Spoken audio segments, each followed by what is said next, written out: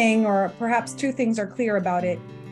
There is no going back and there's no one size fits all. And we have a lot of data coming in that's conflicting. Is hybrid helping our well-being? Is it hurting? Is it helping our productivity? Is it hurting? The picture continues to evolve. And so we're going to look at answering some of those questions today, and also looking at how, as HR practitioners, we should be changing practices, policies, and approaches. How can we help to reimagine our role as HR leaders in all of this? As I get into it, I want to just tell you a little bit more about Center for Creative Leadership. As I mentioned, 20th anniversary coming up in Asia. We have been always headquartered for Asia in Singapore. The Economic Development Board brought us here 20 years ago. And we also do have office presence around the region, in India, in Singapore. We do a lot of work in the Philippines, in Sri Lanka, and we have partners in Japan and Korea and Australia. So we're present across the region. And in addition to the research, of course, we run open enrollment programs. We conduct custom programs, coaching, and we do have our Leadership at the Peak program. I'll mention this coming up this year after a 3-year pause in Singapore. It's our C-suite program that takes place outside of our leadership center. Most of our open programs take place at our leadership center at the concourse on Beach Road in Singapore. This one takes place at the Capella. So we welcome any interested C-suite participants to apply now. That is not until October, but our cohort is filling up very, very quickly. I myself have been in Asia, in fact, for 17 years. So a big part of my career, not always in Singapore, 6 years in Singapore, and about a decade in mainland China. And so also looking at things very much from an Asian lens. Now, getting right into the research, I think we look at this really trying to debunk some of the myths about hybrid. And the first one is that everybody wants hybrid. So for this scale that you see here, we ask the question, what do we want this new 3.0 world of work to look like in 3 to 5 years from now? And what is the preferred working mode? And as you can see, the preferred working mode is the hybrid office first. What does that mean? It means that we are in the office some days and working from home some days. However, the in the office time is the majority time. It's the hybrid office first model. And you can see here, even for Malaysia, it's at 43%, Philippines, 43%, Indonesia, 48%. So very much in alignment with the overall Asia Pacific result here. However, when you look at fully on-site, Malaysia is at 20%, Philippines is at 28%. These percentages are a little bit higher. One thing that's very interesting is a short work week, where there has been a lot of controversy, interest in the media of a 4-day work week, is not appearing as a preferred option for the future. And our view from the research is that because now we have so many options, because really COVID and pandemic and Work 2.0 blew a lot of our assumptions out of the water, we actually find the 4-day or short work week construct is not as appealing or relevant to everyone, especially people who are not necessarily in the work site all the time. And so this hybrid office first is definitely taking precedence. Another thing we noticed is that in certain countries, namely Malaysia is included, Philippines, Thailand, India, China, 1 in 5 leaders say 20% plus will be 100% back in the office. But that is in contrast to countries that you see on the chart, like Australia, New Zealand, and Singapore, where 1 in 10 say that people will be 100% back in the office. Less common. So certainly there are important differences by country. We see those playing out, depends on commuting times and so on. Hybrid may not work for all. And certainly what we're seeing is countries that rely more on sort of command and control environments, where the national company culture is dependent more on hierarchy, may make it harder to adopt full flexibility or even to adopt hybrid. Now, if we think about this, what is the outcome we really want in all of this? Well, it's to be able to create a stronger, what we call in CCL, direction, alignment, and commitment, regardless of where people are, where they're working from, which days they're in the office. And so hybrid may not necessarily work for all. And how we get to that recipe of better productivity is not one size fits all, as I said before. And so, sorry, just trying to go back and change my slide. So we know that hybrid doesn't necessarily work for everyone. And there are a few layers you see in here that make a big difference. So there are differences by function. Of course, we're seeing that, especially for frontline, for customer fronting roles, getting back in person is more important than some of the back office functions. We see that by industry, of course, in manufacturing, it makes a difference. We see that within certain organizations, the corporate functions definitely need more flexibility and need to be more open to hybrid. We see it by leader level. Senior leaders were already working in hybrid environments more commonly as they traveled, attended meetings, external events. And so there is still that need to, depending on the business and industry, look at it differently. There's also been a lot of focus in the data around preferences, around employee preferences. And for this, I sort of think sometimes of the kid in the candy store, that whatever employees prefer is not always what is good for them. So if we leave a child in a candy store, they will, eat all the candy and then probably get sick. With hybrid or with flexibility, of course, asking employees all around the world if they want it, everyone says yes. Now, has it been good for them is a different question. And when we think about that, we need to think about engagement and also well-being. So all of these are important: preferences, productivity, engagement, and well-being. And we need to consider that when asking, is hybrid good for all? And in fact, in the study, we did look at some of these things, namely engagement and productivity, I would like to focus on. So for productivity, there seems to be a twofold effect. While a hybrid model is lifting the productivity and engagement of top performers, it can have an adverse impact on the below average performers. And we see multiple stories and examples where people who were onboarded during the pandemic in the virtual environment were not able to excel in the organization, were left behind, in many cases, left the organization within a year.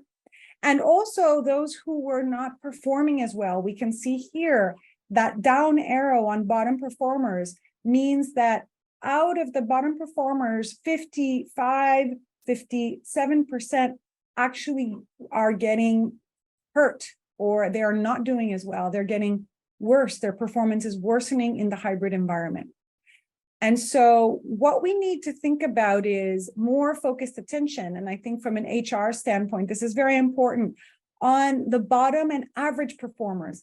And now in Work 3.0, we're still in the midst of this. So bottom and average performers are going to be left behind. We can't expect and run our organizations only on top performers. We also then have the average performers, which at the moment, half of them are doing well in the hybrid environment, half are not.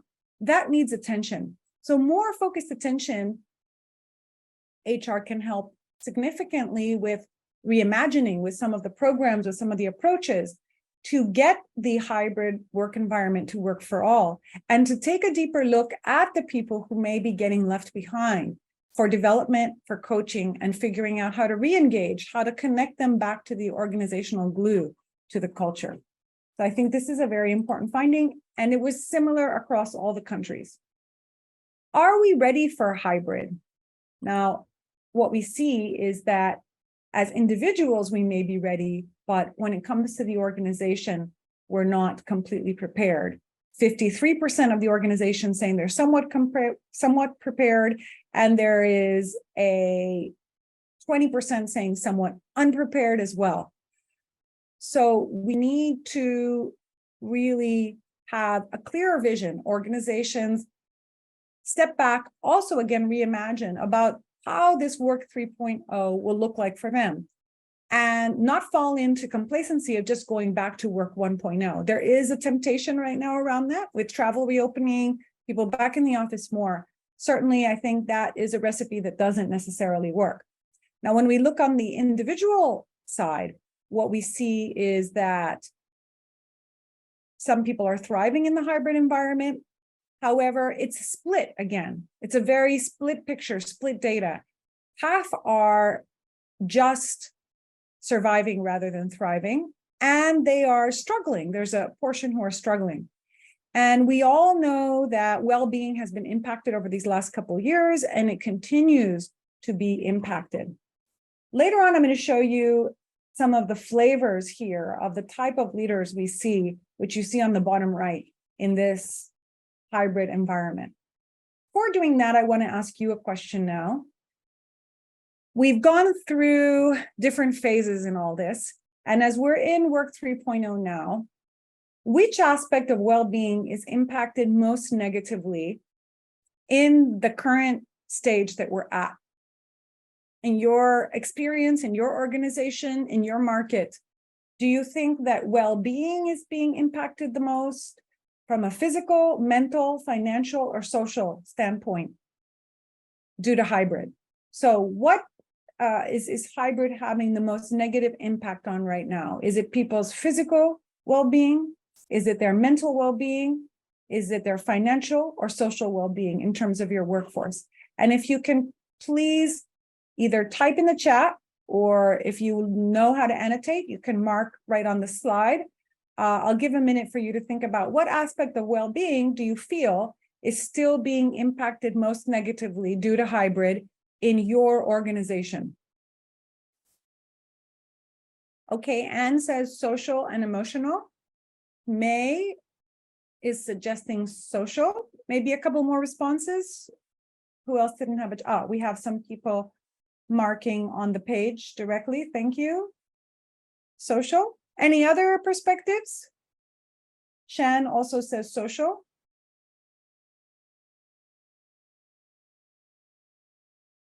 And okay, there seems to be a consensus around social being the aspect that is impacted the most at this point. Can I have one or two of you come off mute and tell us, why do you see it that way? What are you seeing? Anyone who answered social, please come off mute and share your thoughts.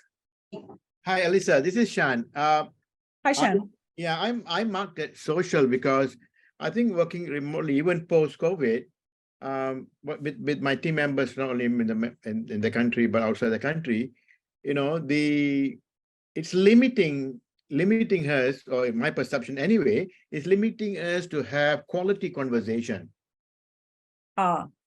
So, and this is where I felt that the social well-being and connecting to each other physically is important. I am for blended approaches, but I think this is one that is affecting my opinion anyway. Okay, so you feel that the hybrid, the conversations in the hybrid, in the virtual, are not as effective as face-to-face. Is that what you're saying, Shan? Yes, that's right. Yes. I'm talking about the quality of the conversation. The quality of the conversations is better in person. Yes. And so that is impacting. And what is the outcome of that for the team or for the organization when the quality of the conversations are not as good? Well, but I believe that quality of conversation actually has an impact on relationship, and it's also got impact on systems and processes,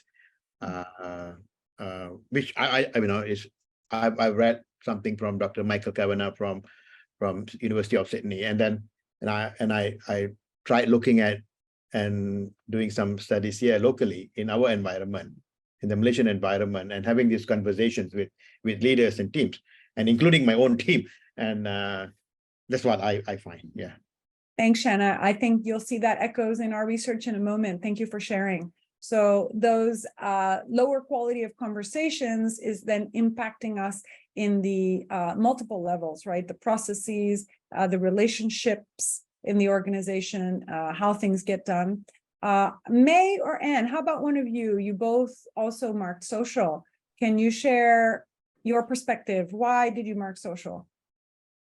Hi, Lisa. I think in my context, we're also still trying to balance between what you call 2.0 into 3.0. My organization works in a hybrid fashion, giving a lot of flexibility still, but we are also emphasizing associates to come into the office because if we do not emphasize the social interaction, like what was mentioned earlier by the gentleman, one tends to be very transactional when you work alone as an individual. You don't really have that connection to talk about, a corridor conversation is one, to have that social connection. But when you are alone, you don't tend to connect with team members, and then when you start to collaborate, and then the creativity and innovation comes. So you don't see a middle, longer term picture for the organization or for the teams. So I feel that if we do not balance a hybrid approach well enough, the social well-being is going to be impacted.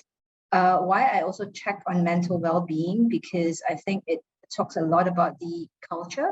If we continue to stay in a 2.0 approach, which is very much working siloed as an individual, there is no connectivity to engage and improve the team culture and organization culture.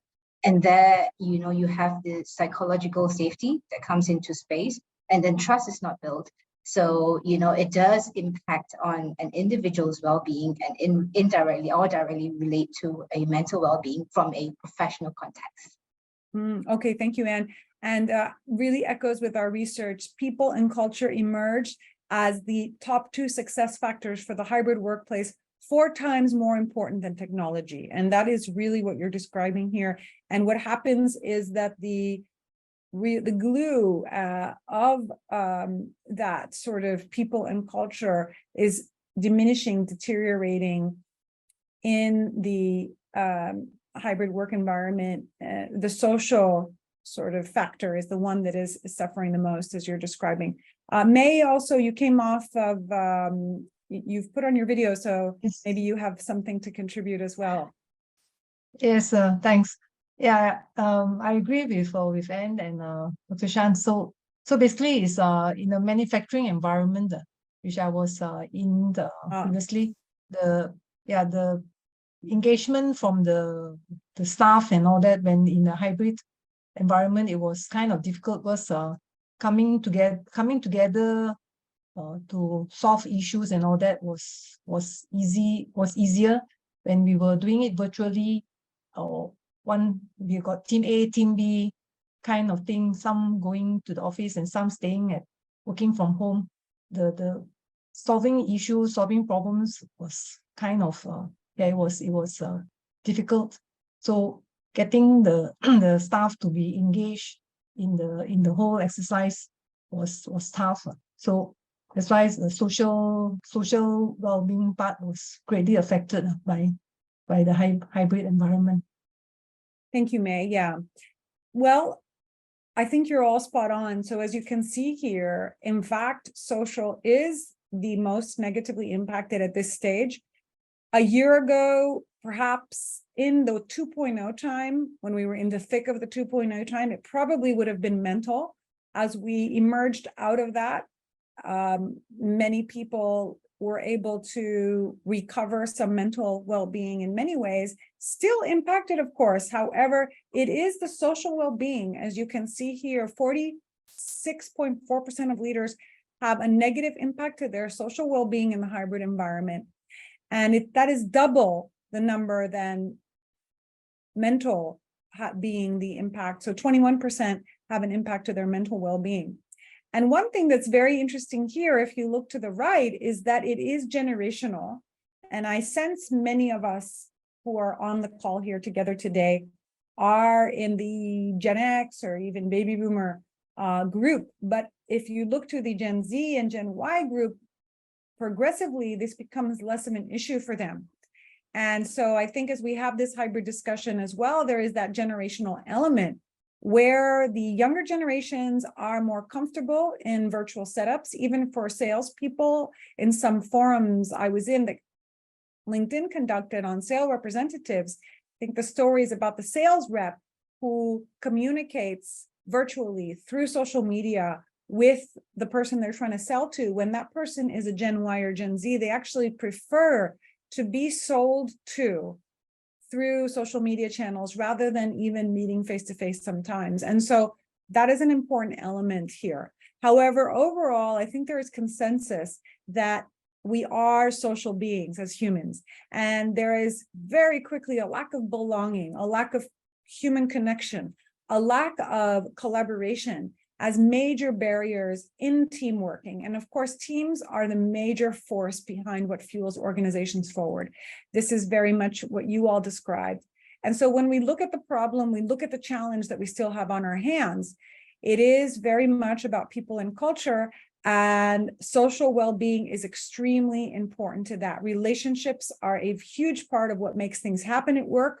And the reality is that workplace relationships deteriorated. The hardware of the organization deteriorated. And so we need to recover and we need to work from that. And so I want to share this with you and then go into a breakout in a moment. And Prakash is going to put us into a short breakout. What you see here is from our US research now. They were working over the last 2 years at predictors of how relationships develop. And really social affinity, how much you have in common, and physical proximity, how physically close you are, plays a big role in these relationships.